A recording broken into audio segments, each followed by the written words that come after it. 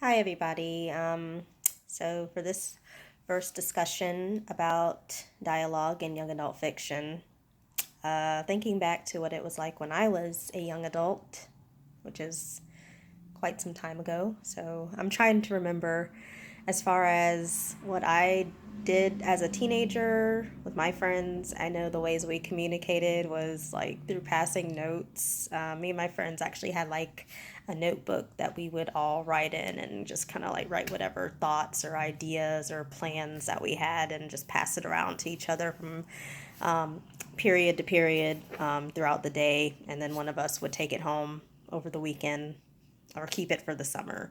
But, typical things I would do with my friends: go to the mall, go to restaurants to eat, go to football games. I was in marching band, so of course, like, football games were like a big part of, I guess, my high school experience.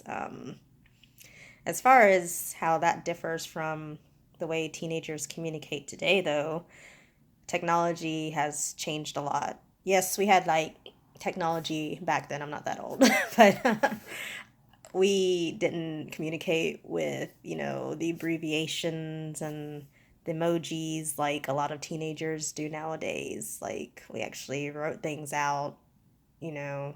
I feel like teens, they prefer to text. I mean, I guess some email, some talk, but I think texting is probably the preferred means of communication for a lot of teens nowadays. And they have their own language that, some of the things, like if I'm reading a young adult novel, I have to look up because I don't quite get like some of the little acronyms that are used. Some of them I'm familiar with. Of course, everybody knows LOL, but a lot of the other ones, like sometimes I find myself going like, "What does that mean?" I have to Google it real quick. I guess I'm just not in touch with that. Uh, but I guess that's one of the things to be aware of writing young adult fiction. You want to sound like, the audience that you're writing towards.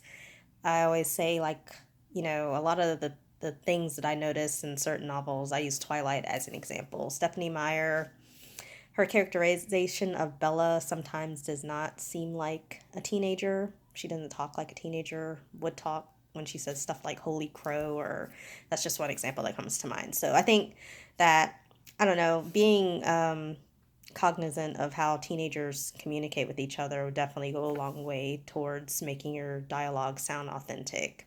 But those are my thoughts on how my teenage years differed from, I guess, what kids do nowadays. I'm not really sure what teenagers are up to. I don't have a teenager, thank God, at the moment. She's only 8, so I have a while before I get there. But I look forward to seeing everybody else's trips down memory lane about what it was like when they were teens. Have a great day. Bye.